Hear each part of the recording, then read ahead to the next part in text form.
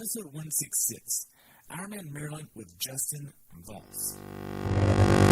Welcome to the Pursuit of the Perfect Race.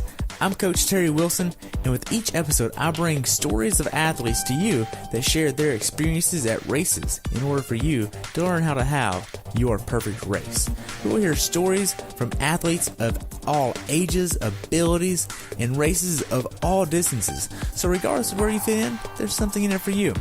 Thanks for spending some time with me today. Now let the pursuit begin. Hey everybody, I just want to say thank you so much for listening to the show. This episode is going to be an outlier. The audio quality is not the best. I did the best I could with the audio quality that I had.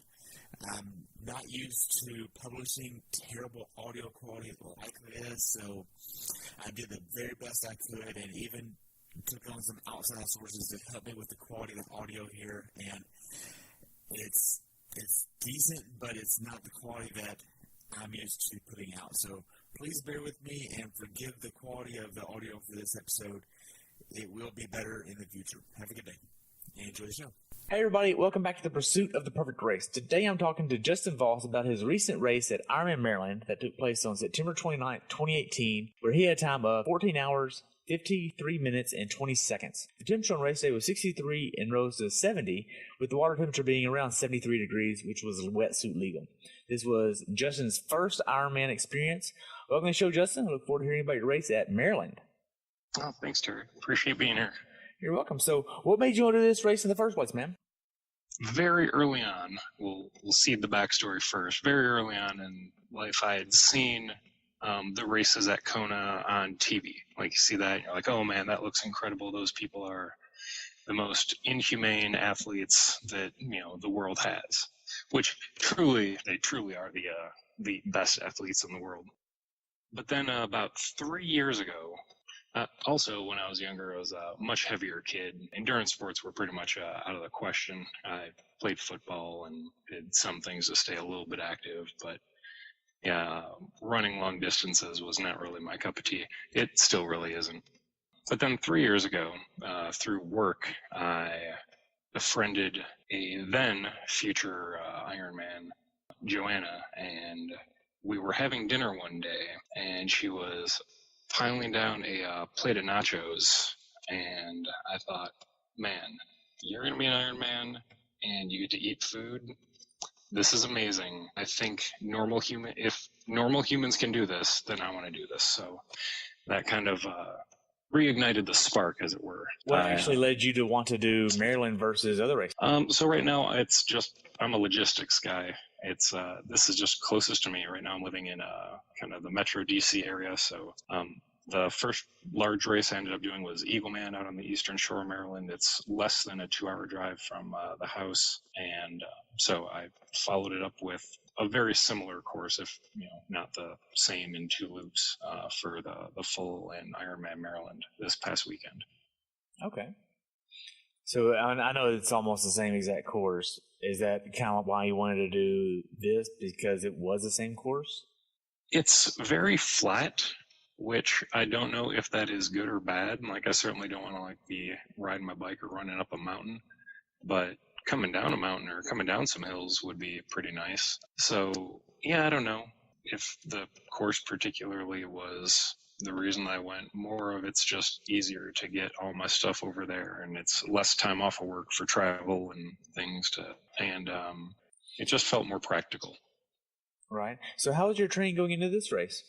The best training that I've ever had, I would say. This is the peak fitness I've had in my life at this point. Well, maybe like last week, and then an Ironman happens. But yeah, I've spent 2 to 3 years training and swimming, biking, running, getting with a personal trainer at a local gym, and it's been great. I've lost lots of weight and feel like I'm in much better shape. I've been riding my bike a little bit into work on occasion now, which is something I hadn't been doing really before. all of that had been going on, had been going really well. And then a couple months before Ironman Maryland, I did not have a specific triathlon coach. And Joanna, who I still keep in touch with, kept saying, get a coach, you need a coach, get a coach. So I did, and I looked through like a find a coach feature, and it just kind of says what specifically you're looking for. So you went through Training Peaks to get a coach? Yeah, I went to Training Peaks to find a coach, and they matched me up with somebody who does it just kind of part-time. Shout out to Max out in Colorado who, got me through this. And it's, just using Training Peaks that you get all your workouts uploaded in there, you just see them as you're going. It, worked out pretty well. I just didn't really have a plan for that. It was like, I'm going to continue running, continue swimming, continue biking, larger quantity, larger volume, but I didn't really have a real big plan that I was sticking to. So just having somebody to be accountable to, I think, is what really helped push that over for me. Okay. Now, if you think of your training going into this race, what was a normal week like for you? I feel like a real heaven sent from Max, because he let me continue to have Mondays as a rest day, and I don't know how I deserved any type of rest days, but so we did Monday as rest days, and then I think it was swimming and every other day of the week with large bricks on Saturday or Sunday, and then long runs on whichever other weekend day. But yeah, swimming twice a week, biking twice, just once during the week, and then once as one large one as a part of a brick on the weekend. One run per week, and then a long run on the weekend, as well as a run off of a brick on the other day of the weekend. So a very, very busy schedule, and all of that was first thing in the morning at like 5 a.m. Cool. So whenever you think of your longest swim, bike, and run workouts, what would that look like? I think my longest bike was 4.5 hours, and I think I got up around 78 miles, and I did pretty much all biking on a trainer, because in the Metro DC area, trying to go for any type of a distance of a bike ride, you're stopping every other block for traffic and lights and things. So my biking was done in the basement, unless it was a sprint triathlon or something that I was participating in on any given weekend. My longest run before this past weekend in Maryland was 13.1. I guess 3 half marathons, 2 of them at the end of half Ironman races. That's the furthest I ever run in terms of distance. I think my long runs for training just were, maybe 2 hours. I don't think we actually got up around 2 hours. I think it was like hour 40 or hour and a half. So kind of came close to it again. I'm not a terribly fast runner. Okay. And longest swim, boy, I don't know if I didn't get to 2.4 miles, I came real close. So I'm probably 3,800 meters. Yeah, it came pretty close. So I was like, that part, I'm feeling pretty confident that I can do. I don't think I've ridden my bike over 100 miles at any point until this past weekend. And like I said, it was twice, my max run. So I was really questioning how well prepared and well trained I was for it. But it was like, you know what, this is the best shape that you've ever been in, and you've been training really hard. It's not up to those maximums, but in talking with my trainer, she was like, I run marathons. When I'm training for a marathon, I don't run 26 miles. Maybe I'll run 15, because you don't need to do the entire distance to be able to be trained for it. Okay. Now, if we look at the number of hours that you spent training in 1 week, what was the most hours you spent training? Maybe 12 or 13. It might be a few more than that, but that seems to be about right. Okay. Now, If we think of your confidence going into this race, knowing that you didn't get anywhere near the total bike distance and you didn't get totally near the run distance at all, how was your confidence going into this race? I just wanted to finish. Goal number one for me was just finishing. This was an accomplishment that I was hoping to get. I was like, 17 hours is the cutoff. I think I can do it in 15. Love to be able to do it in 14, but I was like, 17 hours is what I'm shooting for. Under that, I'm trying to finish. I think I can finish. Biking has always felt pretty easy. I know that is to the frustration of some people, but biking, and I generally keep somewhere around like 18 miles an hour, and that's an easy pace for me, and it's possibly because I'm enormous. I don't know how much being tall helps with being on a bike, because I tell you, when it gets windy there, it does not help. Biking's been pretty easy, so I was like, the swim will be fine. Bike, even though it's much longer than I've gone before, I've gone for hours and hours on the bike, so that should be fine. The run is where I was real apprehensive, but I was like, I'm going to have enough time, or should, by all measure, have enough time coming off the bike to take it easy, I was planning kind of like a run walk, alternate for the marathon. I don't know that I was like overly confident, but I was, pretty confident that I was hopeful that I was going to be able to hit this under 17. I thought that was a pretty achievable goal. Okay. Now, as far as a nutrition plan, what does that look like? It's something that I have been struggling with, and I'm still struggling with.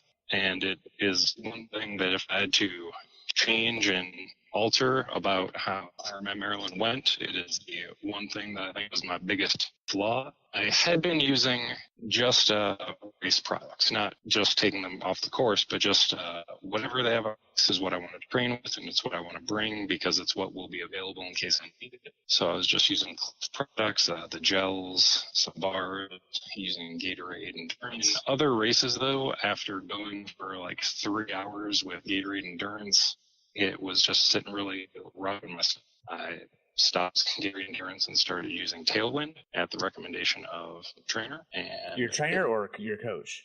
Trainer. She does marathons, and she was like, "Yeah, I ran a marathon."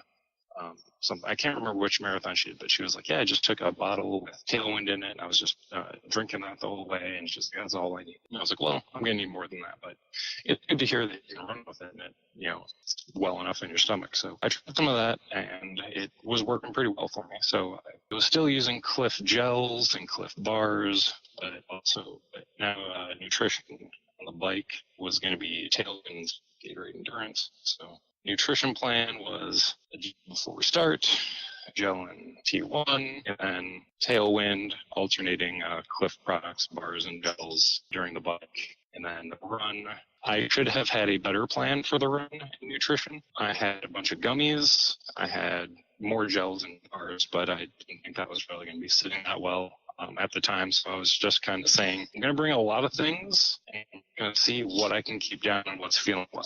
That was kind of my plan for the run. Okay. Now, being that your most hours of training was around 14 to 15 hours or so, were there any days where you just mentally did not want to train? Yes, many days. I don't know that I ever hit a wall where there was a day where I was like, it's just really like today is the day where it's hard to train. It was more of just the logistics of squeezing more things into a day. I have 2 small kids, a full-time job.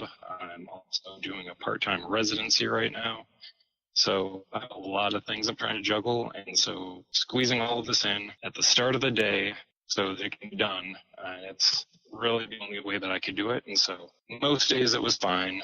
On the weekends, I afforded myself the luxury of sleeping in an extra couple hours. Those workouts were much longer, so I would still try to wake up a little bit on the early side because otherwise I'm going to be like pushing lunch for a functioning member of the household again. So yeah, the long weekend breaks were definitely the biggest struggle mentally to, I did most of my biking on the trainer. So you're going to be in the basement on the trainer. The kids will come down and check in and see what's going on. I'm sorry, I'm still going to be down here for 2 more hours.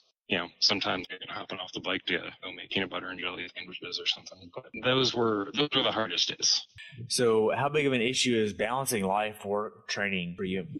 The biggest challenge of it is that there isn't enough time for all of it, and I get there is because I still did everything that needed to get done. But yeah, it's pretty much after I'm putting the kids to bed, myself to bed at this point. So yeah, because it's getting up early, the workout, a pretty generous work schedule that I can get in pretty early and then leave by 3:30. So yeah, I get to get home, get to have a little bit of family time and school time. It is a very tricky balance. The weekends were the toughest because most weekdays it was just an hour or so, which I could get done or pretty much anybody else in the house is awake, and they really wouldn't see me in the morning. So that didn't really disrupt things aside from going to bed really early, which I'm not sure my wife loved as much. I think she's appreciating that she gets to see me a little bit more now. Right. Now, when did you start traveling to the race? So I read the race guide, and it said athlete check-in on Wednesday, Thursday, and bike check-in on Friday, and the race is Saturday. And so I did not realize that there was athlete check-in the same day as bike check-in. So I thought I had to get there on Thursday. So I went out there Thursday morning, took Thursday and Friday off work, got out there Thursday morning. I'm happy that I did. I got to hang out in the little and see all the vendors, and that was very nice. And I didn't feel rushed. And the part I appreciated most from being out there Thursday is that I had a hotel room all to myself, and I got to sleep so well Thursday night to Friday, which is not the pre-race sleep because I really didn't anticipate being a whole lot the night of the race anyway. But yeah, that night before the race, that sleep was amazing. And then Friday was nice, going and walking through transition and seeing everything that was out there, getting my bike all set up. This is I've not, and apparently this is for all full distance Ironman races, all the different gear bags and having them all kind of assigned in different locations and all that. I am very familiar with the small sprint triathlons where you bring all your stuff in a little duffel bag and you just keep it laid out right next to your bike. That's the race I'm used to. So having you just put your bike here and then you bring all your bag. And this is when you can put stuff on your bike. That was a new experience for me. Now, whenever you started getting into the final days of the race, did you get an email or anything from your coach saying, hey, here's like a little package of, hey, like a PDF or something saying, hey, here's how you're going to approach each discipline of the race. Here's the target numbers. Here's how you're going to mentally prepare for the swim, bike, and run the day before, all of that fun stuff? Or what was this like for you? I don't think it went into a lot of real tight specifics. I mean, I don't remember exactly what was in there, but it did go over all the different disciplines, and it was a lot more of the things of make sure you don't fall behind on nutrition, don't overdo it on the bike, just some good general positivity. Nothing too specific. Okay. Now, whenever you actually think of the day before the race, were you going to get in a certain meal to prepare you for the race? It's out of town, not home, so it wasn't going to be home cooked. I was like, well, I'm just going to eat whatever I can find. And whatever I could find ended up being a nice bar, and they had some pasta on the menu, and I was like, oh, that'll be great. And they were like, we're all out. Of course you are. Everybody's here eating all your pasta. So I got some Carnitas tacos. It was delicious. I don't regret it for a second. And, it was fine. Everything was very well settled on race day, and I didn't have any GI issues on race day, but I've definitely had some in the past. But no, race day, totally fine. Smooth sailing. Good. Now, as far as the night before the race, how was your mindset and all this going into the race? Having anxiety? What does this look like? Of course. So it's the night before the biggest race that I've ever done. And as far as I'm concerned, will ever do, because I don't plan on doing certainly anything bigger. And I think you'd have to be crazy to do more than one of these. So, of course, it's anxiety. It's fluctuating between, why are you doing this? This is completely crazy. This is longer than you've ever done anything in your entire life. Any individual portion of these, let alone binding it all together. You've got to be out of your mind, and then, it's all of that. Again, it's going to be amazing. You love open water swimming, and swimming and biking is easy. All you really have to worry about is running. And running, you have to do there. It's just like walking, but a little bit faster, and you can walk. Yeah, so I think so. Yeah, it was a real torrent of conflicting emotions and ideas the night before the race. Okay. Now, whenever you go to bed, what time do you go to bed? Generally around 9. Race day, or night of, I think we tried around 9 or 10, and I don't know when I actually fell asleep. Okay. So what time did you wake up? Yeah, the people in the hotel right next door to me woke up at 3 a.m. For the record, transition opened, I want to say at 5. And yeah, they were up at 3. I think I was planning to wake up around 4:30. So 3 it was. Yeah, they were up, had their alarms set, and they were just talking as though it were, the middle of the afternoon. But yeah, I guess that's what we're doing this morning. Okay, so after you got up, what was your morning ritual like before you went down a transition and left your hotel? It's a bagel and just double checking that I got all the things I need. All the now that everything's in its own bag, so grabbing all the different bags, and yeah, there wasn't a whole lot to it. Okay. Yeah, because by that point, all the gear's already checked, and just had the special needs bags in my morning bag. Honestly, it's kind of nice. I don't want to do another full distance Ironman, but I like only having to take a handful of things the morning of. This is a much nicer deal than having to go for a small distance thing where you bring everything the morning of and set it all out, and you got a lot more work in front of you. Right. Now, whenever you get down to transition, what were you doing in transition before you went down to the swim start? So putting bikes or bottles on the bike, a new computer that I just up a couple weeks before. Oh, what computer did you get? Garmin Edge. It's very small. It doesn't do a whole lot except for just the basics in terms of numbers, and that's all I was looking for. Okay. Now, do you have a power meter that you're using? I have a cadence and speedometer. Is that the same thing? No, a power is actually like a power meter. I'm pretty sure you'd definitely know if you bought one of those. It's quite expensive. Nope, don't have one of those. Yeah. So with this here, do you have a certain metric that you want to go off of? Mostly speed. And it just depends on conditions. We had a strong headwind at one point, and I think 14, 15 miles an hour is fine in the strong headwind. That's fine. But otherwise, for favorable conditions, I was trying to keep it around 18 miles an hour. I think we started out around 20, and that was pretty smooth and pretty easy, and got a little bit tired towards the end, and 18 felt fine. And I was like, all right, let's stick with 18. Now, whenever you think of the race itself and you get to transition, how is all this going for you? It's going well. It was, I don't know that I had a lot of anxiety that morning of. I don't remember any. And short of it feeling completely insane that I was, hopefully less than 17 hours away from being Ironman, I don't think there was a lot of regret or panic or anything, because I was like, the swim is going to be fine. The swim's going to be fine. And all you got to do is a swim. Because after you do a swim, then you worry about everything. It's just keeping a very limited scope of things, because if you try to think about the entire race all at once, it's just overwhelming. Right. Now, whenever you actually get done with transition and then you head down to the swim start, how is this for you? The swim start for Ironman Maryland, it's right next to transition. So a real nice location. It was... I don't know, that felt fine because, again, setting up transition was really easy on account of there not being much to set up.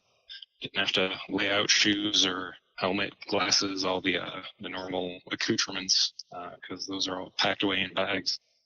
So setting up transition seemed easy. It was odd that I had to kind of walk all around transition to find all the different areas to drop off the special needs bags. That was a new thing. But swim start was fine. I had my wife there, and that was really great. I'm glad that she was there. She got to take my morning bag. That's That's the absolute best part. But it was great having somebody there to support me. And yeah, I don't know. It was I like the race this year was self-seeded by your estimated finish time or your total swim time. So that's nice because you're hopping into the water with people who basically feel the same about what they're about to do as you do. They're like, yeah, I know that I'm about to hop into the water for the next hour and 20 minutes. So you're like, all right, yeah, these people get it. They're my people. It felt good. It felt like a lot more camaraderie than when I did even 2 years ago. It was by age group, which, yeah, I think I'd still be 36 now. I would have been 35 then. So, yeah, that would have been the 35 to 39 age group, which is the super competitive level age group. And, yeah, that's not how I was planning to approach any of that race, nor this race. I really appreciate the self-seed for the swim start. Okay. Now, whenever you actually get down to the swim, where are you seeing yourself, and how does your swim course go for you? It was real neat. Like, we're walking through the chutes, I guess, to get going. They're like, we're just going to start people every 2 seconds, just keep people moving into the water. Mike right there with the microphone, just everybody up, and I got to high-five him before hopping into and I say hopping in, but it was really a sandy walk into the water. But, no, it went well. See everybody kind of wading in, and let's just start swimming. And it went pretty well. I'm glad that it was wetsuit legal because I love that buoyancy. The water in Maryland is very brackish. You can't see anything, so you can't see your hands in front of you as you're swimming. So, I'm just focusing on what I can focus on, which is, just reach and pull and doing it. It was neat that about halfway through, it was 2 loops of the swim, and about halfway through the loop, they had a timing lane you had to swim through, a split time for it. So I ended up doing 2 minutes per 100 meters for my first 3 miles, and then finished at a pace that was closer to 2:20 the second half. So it averaged out to around 2:10, which is a little slower than I was expecting. I was expecting to be a little under 2 minutes for the entire thing, but yeah, it worked out fine, and I'm happy with generally how the swim went. Okay. Now, after you get out of the swim, you make it to T1. How does T1 go for you? It was a brand new experience. They got, people, and they grab your bag and give you stuff, and it, take it into the change event. And I was like, all right, well, this is great. I have a chair. Normally, I don't have to sit down anywhere to get all my gear on and shoes and whatever. So no, that was a nice new experience. I got tables, cups of water. It was really quite the treatment. Transition was fine. Got my bike shoes on, just everything worked out. Because it is such a long ride as it is, there's just so much food and stuff to pack into all the buckets, which I thought was that is a notable time-consuming thing that was somewhat irritating. But I was like, oh man, just more and more fistfuls of booze and bars to jam into these pockets. Okay, now knowing that you can actually use an all liquid plan here and consume all of your calories via liquid on the bike, why would you not want to do that versus doing your current plan? That's the first I've heard of it, Terry. Really? Yeah, I'm very casual in my approach to finding anything out about all this triathlon nonsense. So yeah, no, this right now is really the first time hearing of it. Yeah, I wouldn't be opposed to that, though I do appreciate at least bringing some bars and something to eat that has texture and substance. But yeah, there's really no difference. There's no satisfaction aside from flavor in consuming the goose. Now, whenever you think of the first few miles on the bike, how did that go for you? It went too well. I got started out and I was like, all right, let's start moving. And, just very consciously trying to be like, all right, it's a race, but it's not a race. I'm not out here to beat anybody in the first couple miles. I'm not out here to beat anybody at all.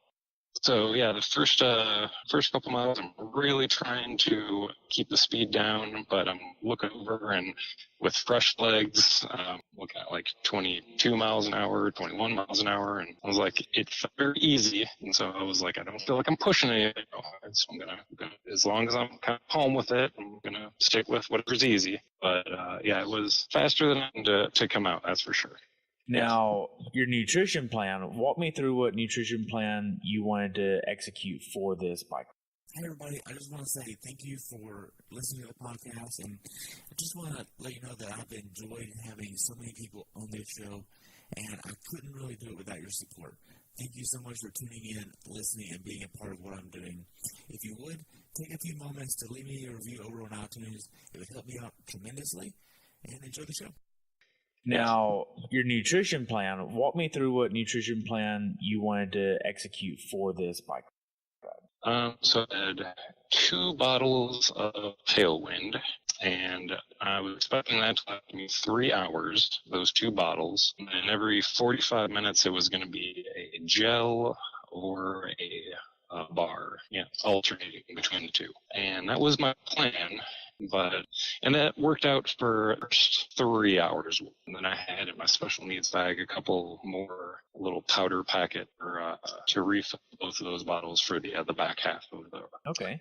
So you had extra in the special needs? Yeah. I think I brought 1 extra on me just in case, and then I had 2 additional in my special needs. And so that was my plan. But because of some road closures, they had to move special needs from 56 miles to 66 miles, something like that. Well, it kind of confuses things a little bit. So after the first hours, there was an aid station, so I'm stopping there.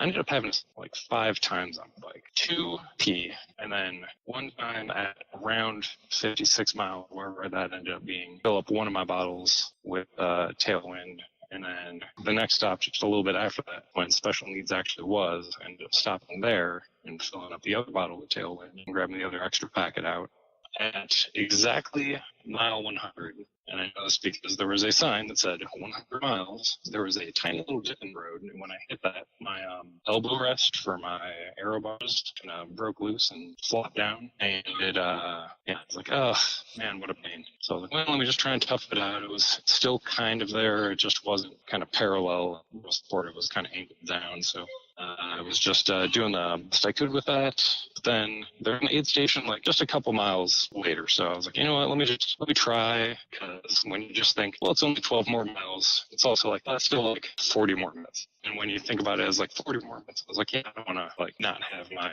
aero bars for 40 more minutes. So I pulled off and then unclipped my left shoe and could not unclip my right shoe. I fell off over on my bike. So you fell off because you couldn't get like unclipped on your right side?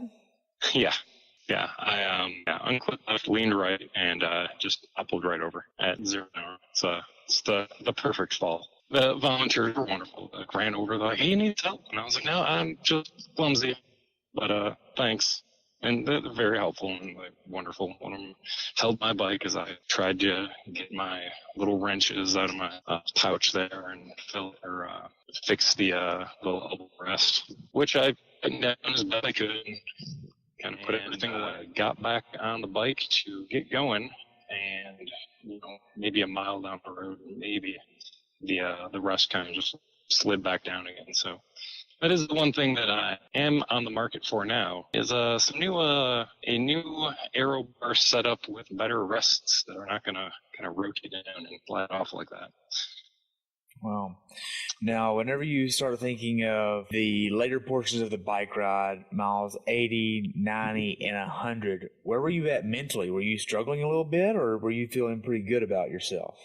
I mean, I don't know how good I was feeling, but I was hitting like 80, and I was like, all right, this is further than I've ever ridden my bike for. As far as I know, hey, things are going all right. Just like I just kept giving it as just however many more miles. And think about it, miles. It's not that many miles in terms of a number. Think about how long it's going to take. It's a lot longer. But yeah, it was just like, all right, just 30. Don't think about how long that is. And that was all right. And I was getting that done. And yeah, there was a lot of internal conversation going on around after mile 80 because Yeah, it's all right. 30 more miles, and then you're like, oh, look at that, 29 more miles. Like you just at a point, I was really counting down like ones of miles. It was getting rough because that's still part of the loop, still finishing that up. I think the last bit into town was maybe 6 or 7 miles. So until we got to that point, it was all still the same loop that we had already seen 4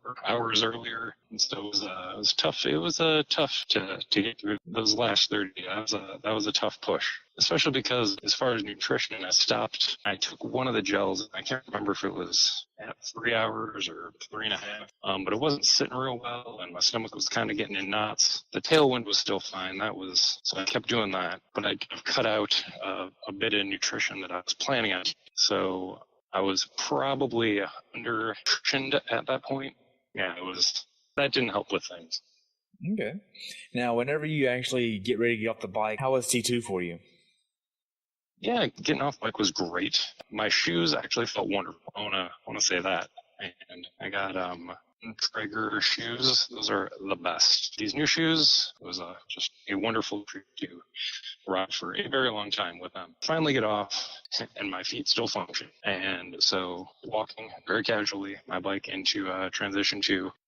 It was very nice because there's just not a lot to it. You just walk your bike in, rack your bike, which for being 6'5", that means like you have to tilt your bike over to get it under the bike rack, but you can like rack it up because your seat's bigger than the bar. It went really well. Transition was fine. Back into the changing tent and throw my things into a bag and pulled all my stuff out of the bag. I had a handful more nutrition things in there that I was expecting to need on the run, and I brought my gummies because those were the only things I didn't actually have on me. But some of the other things, like additional gels or bars or things that I thought I was going to need, I did not bring because I still had some from the bike that I had not used that I was planning to use. So yeah, nutrition was starting to, bills were coming off of nutrition.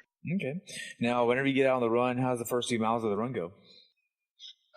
I'm going to start it all off. I hate running. I hate it all the time. I've gotten a little bit better at it, but I just hate it. It's always awful. I don't know how people just run. Like people who do marathons, smaller, where it's just running. I was like, you don't even get to do the fun parts of like swimming and biking. You're just doing the bad part of running. Let me start out walking because I still got to get my legs underneath me from the butt. So I like straight up casually walked, but probably at least a quarter mile, maybe a half mile. I think I stopped off at like a utility pole at some point to like some leg stretches. Because I was like, let's really make sure that things are going to function because this is about to be one of the longest runs that I have ever done back to back. Yeah, it started pretty slow. And then when I finally did kind of pick it up into what I will very generously call a run, it was faster than I was expecting it to be. Again, for the purposes of what I was planning to do for Maryland, I was hoping for like a 10-minute pace. Like that's what I was hoping to be able to kind of like a jog, let's say. That's what I was hoping to accomplish. And I started up, and I think I was at like maybe 9:20 or something in the low 9s, and I thought, this is faster than it should be. So I was like, I need to very much slow this down because I can't sustain this for 10 miles, let alone 26. Right. So I slowed that down, and I got it to around 10, and things were going all right. And then I don't think it was cramps, but I'm not really sure what it was, but just the soreness or fatigue or something, my hips and glutes. So I was like, all right, let's walk this out. And I can't remember when that happened, maybe after 3 miles or so. So I kind of slowed it down and started doing a little bit more walking until I could run again. My plan of doing a run as a plan became really more a like run walk of necessity based on what I could like physically handle. So instead of just like having a plan that said run 5 minutes, walk 1 minute, something like that, it was run until some part of your body starts to fail and then walk until you can feel your toes again. So that's basically how the run went for a while. Made some great friends walking that way. A handful of them also had mechanical failures on the bike and had hit things and whatever hit things. else. What do they hit? Had gotten flats. I don't know anybody had any collisions. Oh, okay. Yeah, I'd gotten some flat tires. No, they were wonderful folks. I had no intention of passing anyone unless they were walking slower than I was, and that was kind of my goal for the run. I think I got to around GI and everything was still okay, and I was trying to take in more gels or something, trying to get some type of calories in. But yeah, my stomach just kept going into knots anytime I really tried to put something in. But then at the aid stations, water and pretzels really did the trick. Then every aid station was water and pretzels. Wow. I was really worried about salt because I'd never done anything this long before, and I know salt is a real key player, and I had no idea of how much to balance salt. I was like, let me just make sure I have enough salt. I'll wash it all out with water if I need to. I want to make sure I have enough salt because not enough salt would be worse. I have no idea if that was the right thing or not, but that's what I kept going with. And yeah, so it was water, pretzels, walking, running when I could. That got me to around like mile 18, something that general late teens ballpark. And I felt myself slowing down and thought, I want to try to at least like power walk or something resembling that. I feel like I'm just gonna fall asleep right here. Like the marginal amount of time gain that I'm going to get off of this, like I just can't go on this course any much longer than it would take to go a little bit faster. So I don't know. I gotta, if that's maybe the lamest second wind that there is, because I started power walking. But yeah, that's the last about 8 miles of my marathon were something resembling a power walk, and it felt okay. I wonder what would physically happen if I tried to run, because I was clearly not trying to run. I was like, I wonder what would happen to my body. I was not going to risk it at that point because things were moving in a forward direction, and that is all I was hoping for. Right. I was like, I feel like my legs would just fall right off of my body. Wow. Now, whenever you get to the finish chute, what was this experience like for you? It was brighter than I anticipated. The sun had gone down hours before. So the run course was 2.5 laps. So that last half a lap was, I think, like last 8 miles. And so I passed the finish chute twice to this point to get back to this half a lap to then finish. And I tell you, to be on the good side, the finishing side of those cones was a really sweet feeling. You know, it was just all kind of downhill, or it was at least flat. You could see the finisher chute, maybe a quarter of a mile up front, and all the sounds, all the lights. It was pretty incredible. I was just very surprised that people were still there, knowing that legitimate athletes finished a long time ago, and probably most people's loved ones had finished before me. So I was like, I don't know who was still out there, but God bless them for doing so. Getting closer to the finisher chute, you see the IRONMAN carpet and all the sides lined with fans cheering. It was pretty incredible. But yeah, right at the finish, 2 very bright floodlights out any vision, because I was trying to look for my wife, but I was like, I can't really stop and walk at this point to look around. I really got to get across the finish line at this point. Now, so whenever you actually get to the finish line, were you emotional at all? It was generally pretty emotional. I don't know that I had the liquid or salt left to have any type of tear on my face, but yeah, I definitely felt a little choked up crossing the finish line. Wow. So after you cross the finish line, what'd you do next?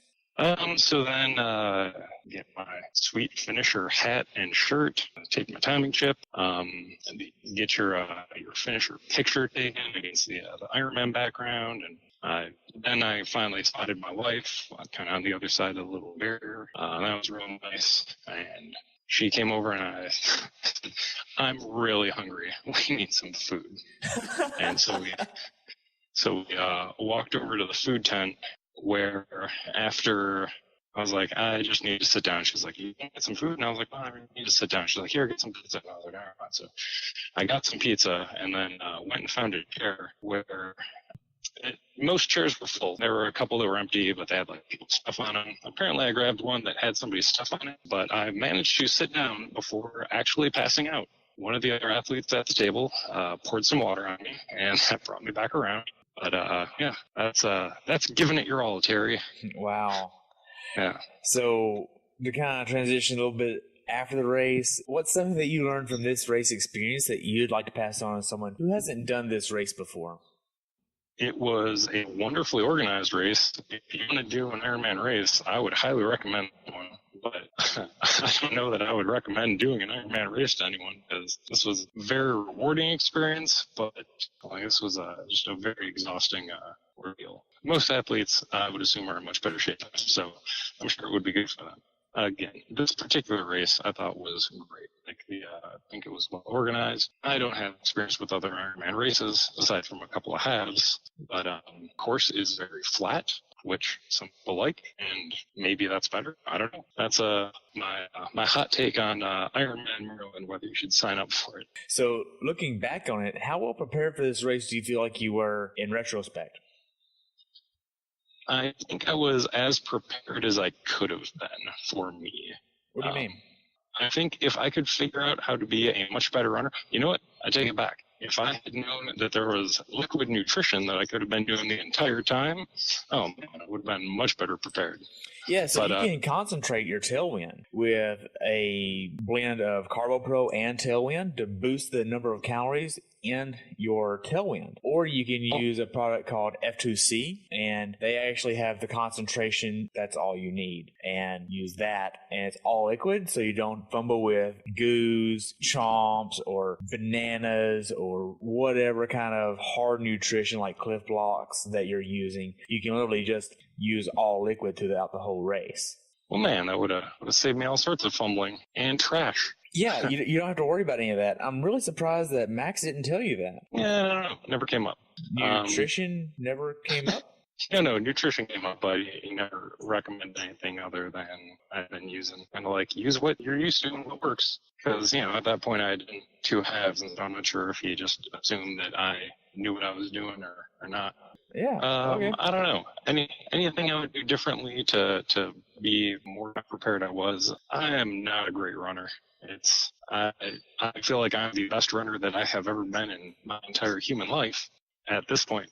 But yeah, it feels like people that are doing races and running feel like I'm doing something wrong. I'm perfectly fine with it. I'm getting it done. But I can swim decent enough. Very happy and satisfied with that. Biking, I feel like I'm at least a little bit above average, kind of, maybe. In smaller, less serious formats, certainly. In larger ones like this, not quite as much. But running, I'm just leaving a lot to be desired. But I can do enough to get it done, and that's all I was really shooting for. So I could have been more prepared, but in terms of how prepared I feel like I needed to be or was anticipating being, I think I was exactly where I was planning. I told you earlier I was planning for under 15, hoping for under 14, and I got in at 14:53. So I hit that goal of right where I was expecting to. There's something satisfying in that. So I must have planned at least something right. Right. So what's next for you?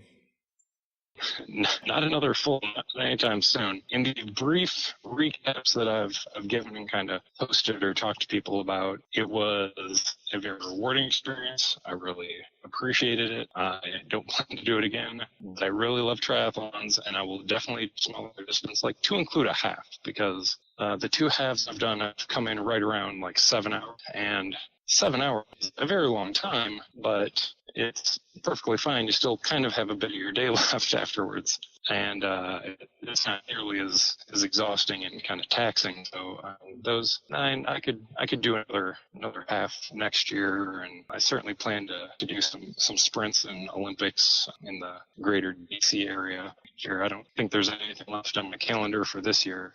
From continuing the swimming, biking, running. I don't know if I'm going to keep a real strict training plan or anything through the end of the year. It's going to kind of be as much as I can fit in, whatever fits into under an hour on any given day. Now, as far as the races that are on your bucket list, what races do you want to do in the future at some point in time? 0. This was it. This was that race. I had seen. It was very, very funny. I was telling a coworker, I think that Thursday before the race, I was on a phone call, and he was like, oh yeah, so, saying something. I said, oh, I can't do that out of the office right now. I'm doing this Ironman race here on the Eastern Shore of Maryland. He was like, oh, that's great. Have you ever done the one in Hawaii? No, that's the real one. No, it would be, he was like, oh yeah, because, apparently he had friends out in Hawaii and he had seen the swim start for wherever his friend's house was. He was like, oh, that's a real incredible thing to get that race. I was like, yeah, I bet it is. That's the world championship, and this is, not just an Ironman. It's an Ironman race, but it's just one of the regular season ones, if you will, not like the playoffs. Right. Now, as far as how people can follow you, how can people follow you if they want to follow you? They want to. I am on Twitter at just_Voss. Well, Justin, thank you so much for coming on. And the only question I have left is, what's your definition of a perfect race? No injuries. Just keep it simple. I mean, whether you finish or not finish, if you're not getting injured, that's the perfect race right there. And know what your limits are and stay within them. Nice. Well, Justin, thank you so much for coming on, spending some time with me today. I've enjoyed hearing about your experience, and I hope you return to the full distance someday and get a little bit better at it. It'll be fun to follow you.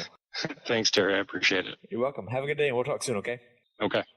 Thanks for tuning in today. I hope you were able to learn something from today's episode. If you enjoyed the show, please take a minute to leave a review on iTunes or share it with a friend. Be sure to subscribe so you never miss an episode. If you'd like to see pictures from this athlete's race, learn more about who I am, what I'm doing, or be on the show yourself to share your story, check out my website at CoachTerryWilson.com. Until next time, continue the pursuit.